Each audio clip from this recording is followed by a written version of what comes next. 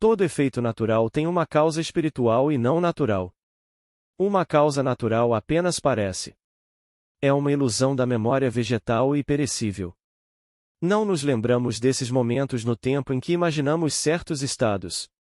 Então, quando esse estado imaginário toma forma para que possamos vê-lo com o olho externo, não reconhecemos nossa própria colheita e negamos que tivemos algo a ver com esses efeitos naturais que estão ocorrendo em nosso mundo. Porque nossa memória é falha, não nos lembramos. Há um momento em cada dia, disse Blake, que Satanás não pode encontrar, nem seus demônios da guarda podem encontrá-lo. Mas os trabalhadores encontram esse momento e ele se multiplica e quando ele é encontrado, renova cada momento do dia se corretamente colocado. Agora, pela palavra Satanás, ele simplesmente quer dizer dúvida. A dúvida não pode encontrá-lo. Eu desejo um certo estado neste mundo.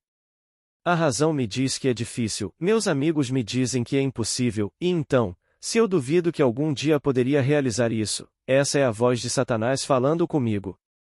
Ele está sempre desafiando Deus. Deus é minha própria e maravilhosa imaginação humana. Isso é Deus. Então, os protagonistas são Deus e Satanás, simplesmente fé e dúvida. Posso imaginar que sou aquele que gostaria de ser e permanecer fiel a essa suposição como se fosse verdade? Se eu puder me lembrar dessa suposição e de quando a fiz, então verei, quando isso acontecer em meu mundo, a relação entre o efeito natural e sua causa espiritual. A causa espiritual foi aquele momento de suposição. Agora, deixe-me compartilhar com vocês o que me foi dado na semana passada em forma de carta. Ele está aqui esta noite. Seu barbeiro era o homem mais baixo na hierarquia quando o encontrou pela primeira vez. Havia 4 na loja. Bem, ele era o 4º homem. Se vocês conhecem barbearias, e talvez vocês, senhoras, não saibam, então o chefe sempre fica com a primeira cadeira e se o dia estiver tranquilo, ele pega o homem. Quando ele termina, ele pega a segunda. Ele não a compartilha. Se 3 entrarem, eles vão para as cadeiras diferentes. Bem, 4 cadeiras, a 4ª espera pelo cliente. Bem, um amigo meu um dia sentou-se na cadeira dele. E ele gostava do jeito que cortava o cabelo e deduziu do que disse que gostava de cortar cabelo. Ele tinha orgulho de sua profissão como barbeiro, orgulho dela, não inventando desculpas como tantos barbeiros fazem. Ele tinha orgulho de ser barbeiro e queria ser o melhor barbeiro e ganhar competições. Então, tendo ouvido esse homem expressar esse desejo, meu amigo imaginou que ele era o melhor. Bem, em pouco tempo, ele comprou a parte do chefe barbeiro, demitiu-o, reorganizou sua equipe e, a partir daí, começou a ascender ao topo.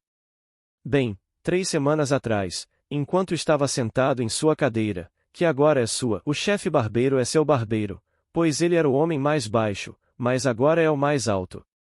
Ele disse a ele, e de uma forma muito emocionante, que haveria um concurso em São Francisco. E ele gostaria de participar desse concurso de corte e estilização de cabelo. Bem, meu amigo disse que, quando descobri que ele realmente queria, e ninguém entra em um concurso a menos que queira ganhar, vi na parede o troféu que seria a dele. E o ouvi me contar como ele ganhou. Bem, havia 4 homens na loja. Um estava comprometido para aquele fim de semana e, então, no último fim de semana, ele levou 2 com ele. Então, havia 3 daquela loja de 4 homens. Foram entregues apenas 9 troféus no estado nesta competição, e aquela pequena loja ganhou 4. O barbeiro-chefe ganhou o primeiro e o segundo prêmios, e seus 2 homens que o acompanharam ganharam um segundo prêmio cada. Então, eles voltaram de São Francisco com 4 de 9 troféus. Então, ele me disse, como você costuma dizer do palco. Eu lhe direi antes que aconteça, para que, quando acontecer, você possa acreditar. Bem, agora, eu lhe direi, Neville, antes que aconteça. Haverá um concurso no sul da Califórnia e eu vi o troféu dele como o primeiro naquela parede. E então, eu lhe direi antes que aconteça, para que, quando acontecer, você saiba que estou colocando isso em prática. Eu sei que ele vive de acordo com isso. Então haverá outro concurso, disse ele, em Miami, e é preciso vencer em Miami para ser elegível para aquele que será realizado em Bruxelas, que será internacional. Estou colocando-o lá em Bruxelas como o primeiro entre todos os concorrentes. Bem, eu sei que ele vencerá. Pois todo efeito natural tem uma causa espiritual e não natural. Uma causa natural apenas parece é uma ilusão da memória vegetal e moribunda do homem. Ele não se lembra. Pois bem, agora ele se lembrará do que fez. E eu tenho o registro dele em casa, na carta dele. Agora ele me disse nesta carta: eu tive um sonho. Repeti o sonho e depois tive um terceiro sonho, tudo na mesma noite. Então, o primeiro e o segundo foram simplesmente o mesmo sonho, repetido.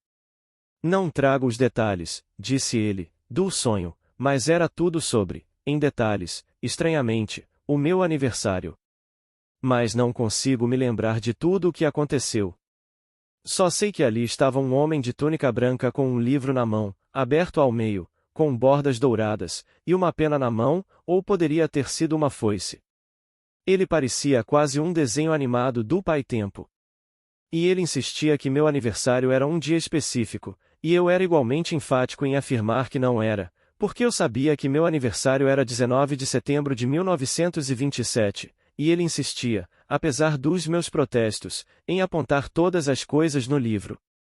E então eu acordei. Apesar da insistência dele e do meu protesto, pois eu sabia meu aniversário, pelo menos era meu aniversário físico. Vou chamar sua atenção para o Salmo 87. E o Senhor registra como registra os povos. E ele disse que este nasceu lá. É tudo sobre nascimento. São apenas 7 versos. É um salmo curto e curto. Mas este é o nascimento, não de um nascimento físico, este é um nascimento espiritual, e este nasceu ali. Posso dizer a ele: você fez o trabalho perfeito, como eu sabia que faria, ao desafiar o anjo do Senhor, o que registra. Pois pecar pelo silêncio quando deveríamos protestar nos torna covardes. E nenhum covarde pode ser usado em seu estábulo de garanhões. Posso dizer, pela maneira como você redigiu sua carta, que você nasceu, mas a memória perecível e vegetal não o trouxe de volta. Você nasceu do alto. Você teve outras experiências que implicariam um prenúncio. Mas, por esta carta, eu diria que você nasceu. Mas a memória não o trouxe de volta.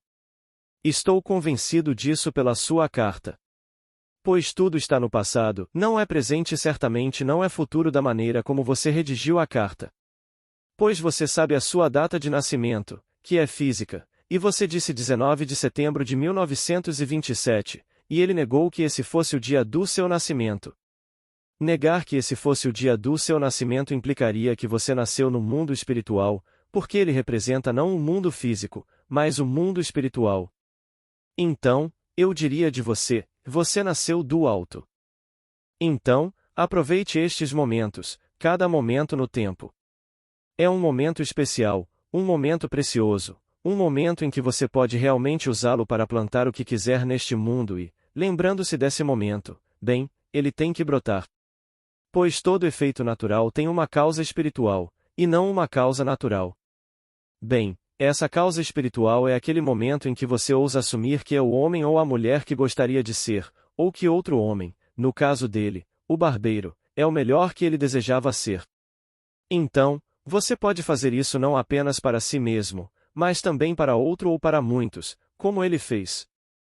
E estes são momentos preciosos neste nosso mundo maravilhoso, mas nossa memória se esvai e não nos lembramos. Então, quando tudo surge em nosso mundo, não o relacionamos com nossa própria colheita. Não conseguimos nos lembrar de quando fizemos isso. Mas nada poderia acontecer no meu mundo por acidente. Não poderia. Todas as coisas acontecem porque eu plantei, consciente ou inconscientemente. Ou fiz isso sabendo o que estava fazendo, ou não, porque estava perdido em algum estado emocional e sentia intensamente um estado. Pode ter sido um estado agradável ou desagradável, mas a semente foi plantada e eu a colherei. E tudo virá ao meu mundo, quer eu reconheça minha colheita ou não. Portanto, se eu sei que esta é a lei da vida, Cabe inteiramente a mim agora selecionar e plantar apenas o que quero colher no meu mundo. Então, todos neste mundo estão aqui com um propósito, e o propósito é cumprir as Escrituras. Não há outro propósito. E o cumprimento das Escrituras me tira deste mundo, onde devo permanecer até despertar. Bem, não posso despertar até cumprir as Escrituras, pois as Escrituras são o plano. Agora, outra senhora escreveu isto. Ela disse: Eu me encontrei nesta mansão gloriosa, no alto, no alto. E eles tinham os jardins mais lindos e perfeitamente cuidados. E um homem e uma mulher partiram em um carro branco e alguém me disse: Dê-me 2 nomes e são nomes de 2 parentes meus. Mas eu sabia que era você quem tinha partido e também sabia que você voltaria. Agora, não tenho nenhuma lembrança do que aconteceu entre saber que era você quem partiu e que você voltaria. Mas eu acordei dizendo: Agora eu sei que experimentei o que Neville disse que eu experimentaria. Então minha garganta ficou seca como se estivesse em chamas e eu fui buscar um bom gole de água gelada, voltei para a cama e tive este sonho.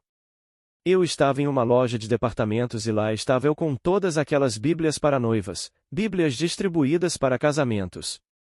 E, de uma forma estranha, todas as noivas estavam vestidas com seus vestidos brancos de noiva e a loja de departamentos fornecia os noivos. Todas estavam se casando por procuração. E a loja de departamentos fornecia a todos os noivos para que pudessem tirar uma foto do casamento com o noivo fornecido pela loja de departamentos. Então me virei para uma delas, e falando com ela, ela disse que iria para Paris. E então eu disse a ela: Vou me casar no mês que vem. Bem, esta visão que você teve, minha querida, é uma bela visão porque, como lhe é dito nas Escrituras, o livro de Isaías, o seu Criador é o seu marido, e o Senhor dos Exércitos é o seu nome. Portanto, o que você viu é o símbolo perfeito do que a profundidade do nosso próprio ser lhe revelou, que você terá união com o Senhor, e união com o Senhor significa que aquilo que está em você, como um óvulo, será fertilizado e então eclodirá dentro de você. E tudo o que foi dito sobre Jesus Cristo se desdobrará dentro de você, e você será Ele. Então, posso dizer que você teve a visão perfeita. Então, outra senhora escreveu. Então, levei meu filho para o quintal e lá estava o lago de peixes que eu tinha. Ainda não estava cheio de peixes, mas tinha água limpa e uns 30 centímetros de profundidade. E lá dentro estava um cachorrinho branco e peludo deitado na água com seu focinho preto bem acima da água. Levei o cachorro para fora, sequei-o e o levei para dentro de casa. Ele brincou e brincou por todo lado, mas então eu o perdi, procurando por ele. Voltei para o quintal e lá estava o cachorro na piscina novamente. Mas desta vez, quando passei por ali, ele abanou o rabo como se dissesse: Deixe-me aqui, eu gosto de estar aqui. E ele estava bastante satisfeito por estar submerso na água sem um focinho acima. Mas o rabo abanava como se estivesse feliz por estar naquela água. Bem, posso dizer a vocês que, na Bíblia, falamos de pedra, água e vinho. A pedra é a história literal, a alegoria. E o homem deve descobrir a natureza e o caráter fictícios de uma história. E quando ele descobre o caráter fictício da história nas Escrituras e então aprende seu significado, ele encontra a água. Ele golpeia aquela rocha como um Moisés, e a água flui dela. Agora, o primeiro milagre ou sinal no livro de João é a transformação da água em vinho.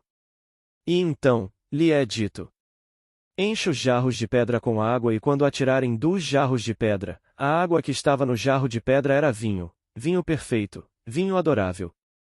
Então, primeiro temos uma história e o homem pega a história e a aceita literalmente e assim ele passa pela vida com o significado literal da pedra. Quando ele descobre o personagem fictício da história e então ela se revela a ele, o verdadeiro significado, ele tem a água psicológica. Agora, o cachorrinho é o símbolo da fé.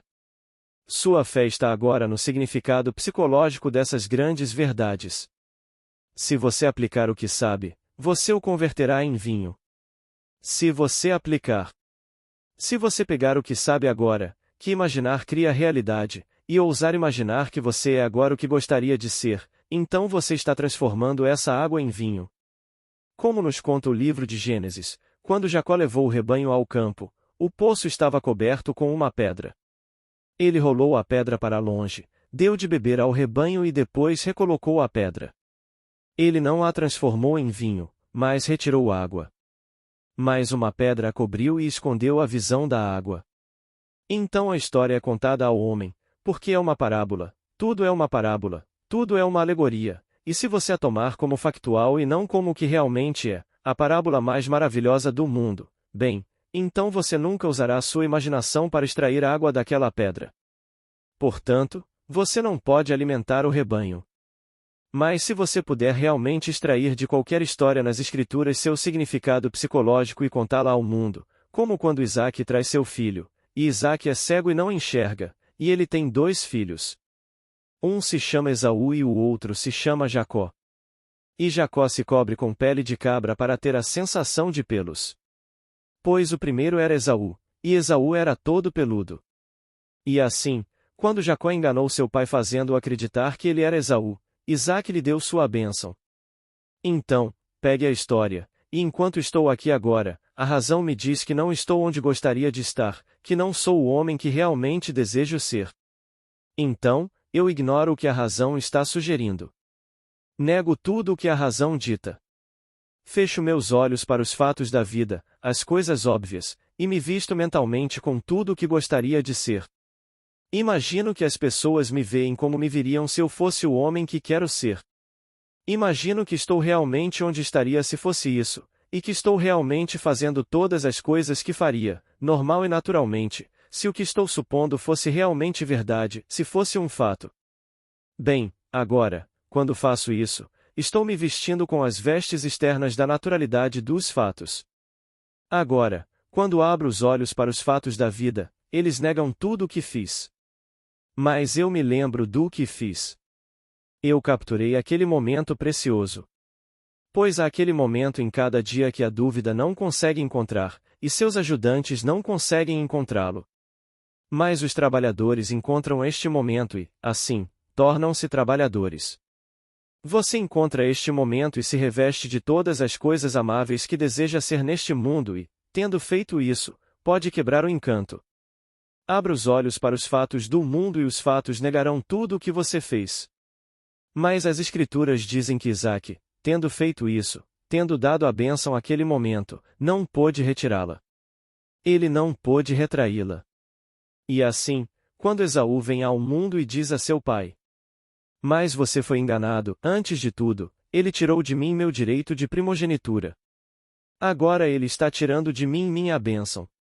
Ele tem o nome correto. Você o chamou de Jacó, que significa ele suplanta. Ele é um suplantador."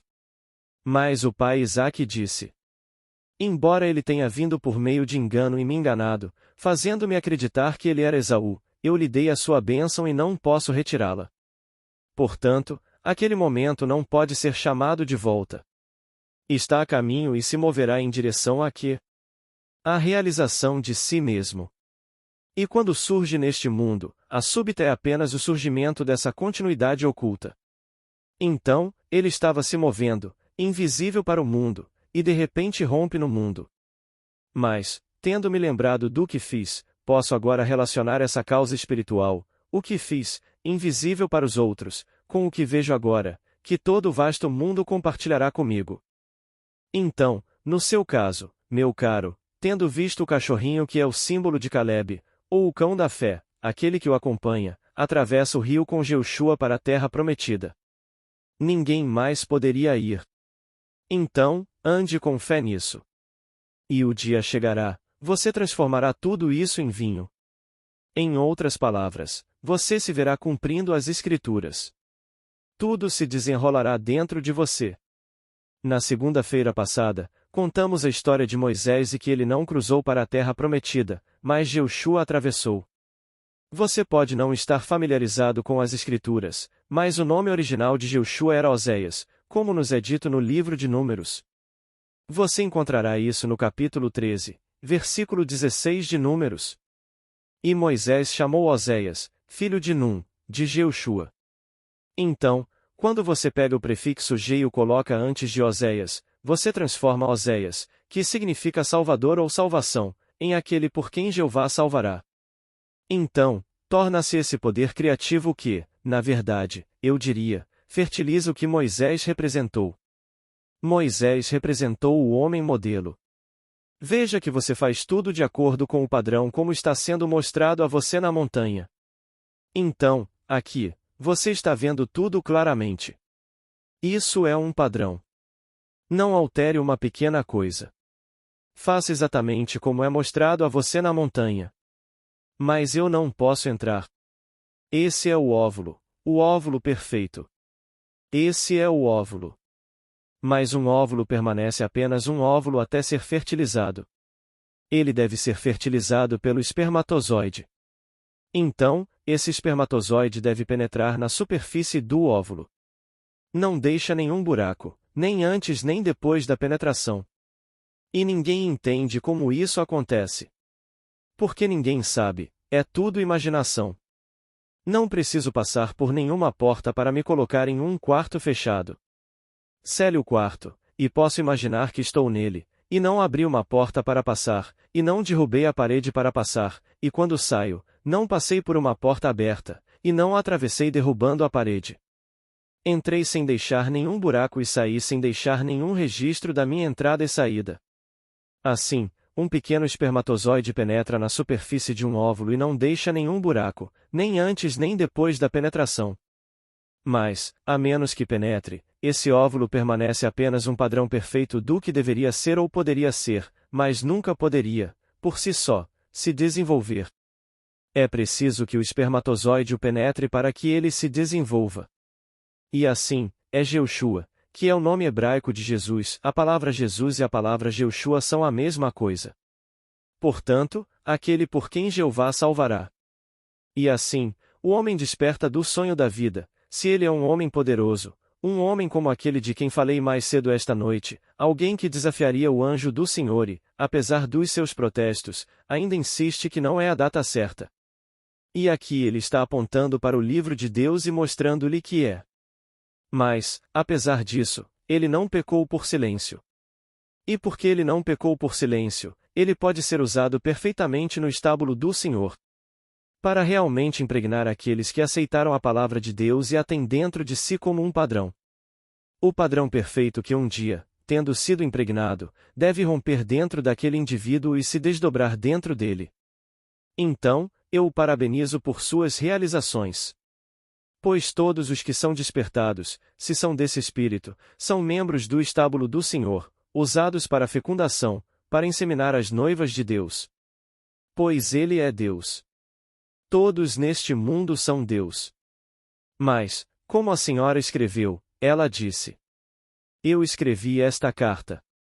Não entendo muito bem, mas escrevi e estava repetindo. A questão é que somos seres bifurcados, divididos. Bem, quem é o ser dividido senão o próprio Senhor? O Senhor e sua emanação, um ser dividido. E de Adão surge Eva, um ser dividido. E essa emanação do primeiro. Bem, aqui somos emanações. Mas agora estas contêm o padrão do plano de salvação de Deus. E ele tem que ser, eu diria, frutificado, fertilizado. E, posso dizer-lhes, parece estranho neste mundo fazer essas afirmações, mas sei por experiência própria que são verdadeiras. Sei como desempenhamos esses papéis depois de termos sido despertados do sonho da vida. Quando o homem nasce duas vezes, e nasce do alto, se ele pertence àquela escola, àquele espírito, você reentra como uma serpente. Se você sobe desta forma minúscula, não é isso. Mas quando você sobe como se fosse um raio em espiral e vibra o crânio inteiro, e continua vibrando, tentando sair, e finalmente desaparece. Esse é o poder que ele pode usar. E é esse poder que ele usa na fertilização de sua noiva.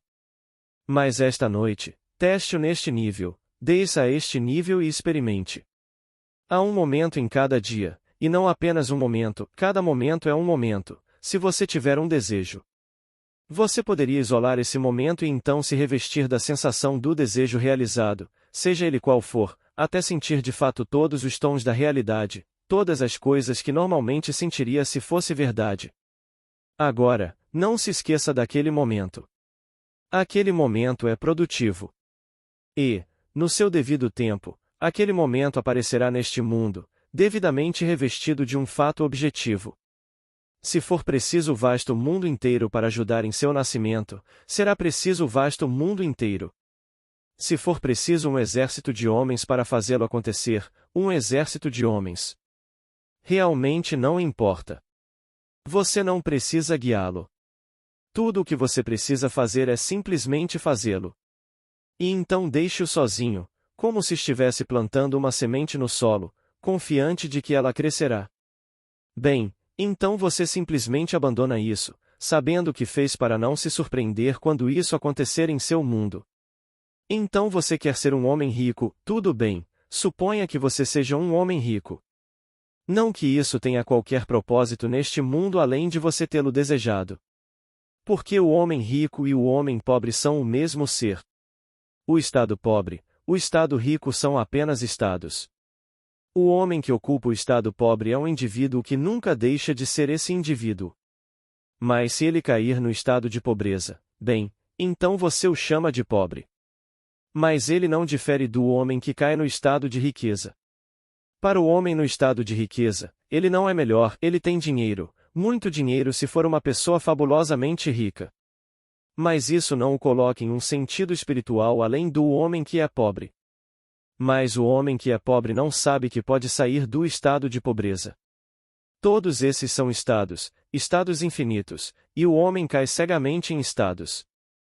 Se ele sabe que são apenas estados e não gosta do estado em que se encontra, ele sairá desse estado plantando agora um desses momentos, esses momentos celestiais, assumindo que agora está seguro. Segurança é um termo relativo. Pode ser que alguém se sinta, bem, inseguro com uma renda de 100 mil por ano. Tenho certeza de que, se você pegar qualquer um dos homens fabulosamente ricos do nosso mundo e disser, sua renda a partir de agora será de apenas 100 mil por ano, eles imediatamente teriam que vender seus iates, suas casas, todas essas coisas, e desistir de ser membros de certos clubes porque não conseguiriam nem pagar seus empregados. Se eles tivessem um conjunto completo de empregados em suas muitas casas, e você dissesse 100 mil por ano, bem, eles se sentiriam pobres. E a pessoa média, se você dissesse, você tem 100 mil, ela se sentiria fabulosamente rica. Portanto, riqueza é um termo relativo. Não tem nada a ver com o crescimento espiritual de um ser. Nenhum. Porque todos esses são estados. Então, eu posso me colocar em qualquer tipo de estado neste mundo. E se eu não gosto da pobreza, bem, então não entre nesse estado. Eu, por outro lado, não tenho desejo por riqueza fabulosa porque não desejo a responsabilidade de uma riqueza fabulosa e pensar sobre isso.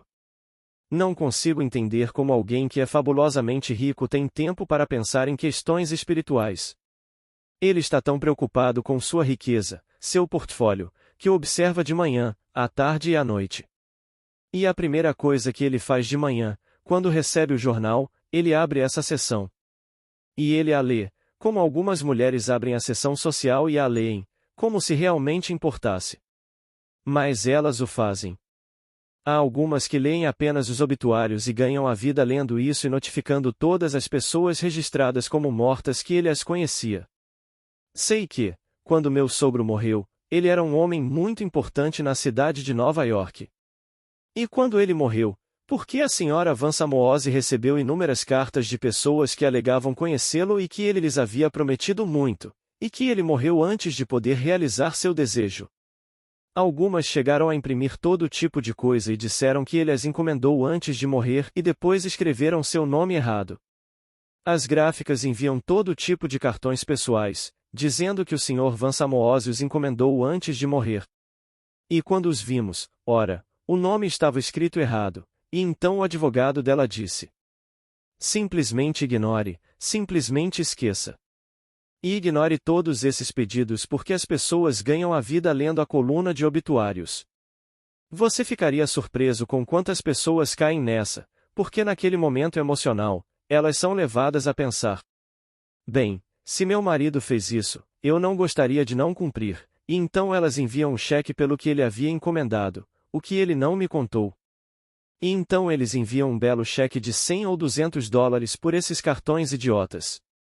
E o advogado dela disse: simplesmente esqueçam. Isso acontece a todo momento. Bem, você mal consegue acreditar que as pessoas vivam assim, mas elas vivem. Você não consegue conceber algo neste mundo que alguém não esteja fazendo. E todas essas coisas são feitas em nosso mundo, então eu peço que você experimente. Com base nisso, a imaginação cria a realidade. Essa é a minha premissa. E não pense por um momento sequer que você pode imaginar ociosamente porque o registro está lá. E assim como um homem planta, ele vai colher. Não há nada neste mundo que venha ao seu mundo por acidente.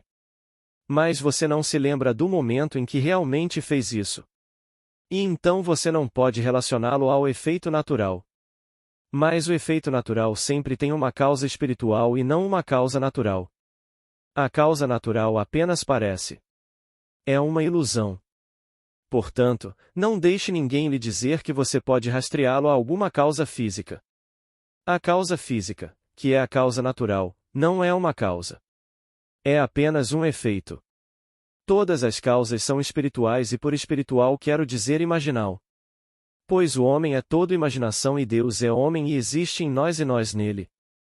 O corpo eterno do homem é a imaginação e essa é o próprio Deus. E Deus é a única fonte. Não há outra fonte. Naquele Salmo 87 que citei esta noite, quando este nasceu ali, termina com uma nota muito bonita. E os cantores e os dançarinos disseram: vós sois as nossas fontes. Não há outra fonte, nenhuma outra causa. Seja você o dançarino ou o cantor do mundo, você é a nossa fonte. Não temos outra fonte. Portanto, a única fonte de toda a causalidade é encontrada no homem como a própria e maravilhosa imaginação humana do homem. Então, você leva isso a sério e nunca pode passar a responsabilidade para trás. Você não pode culpar ninguém neste mundo por nada que lhe aconteça. Não há ninguém no mundo a quem você possa recorrer e dizer: bem, agora, você é a causa disso. Não deixe ninguém se voltar para você e dizer isso. Se disserem, simplesmente ignore. Porque eles estão trazendo isso para o seu próprio mundo pelo que imaginam de manhã, ao meio-dia e à noite. Então, alguém se senta para imaginar coisas desagradáveis de outro, coisas desagradáveis de um grupo. Bem, então eles vão simplesmente produzir isso.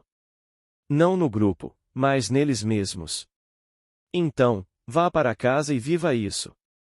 Viva isso como aquela senhora, em sua visão, me diz que está vivendo isso, porque o cachorrinho peludo estava na água.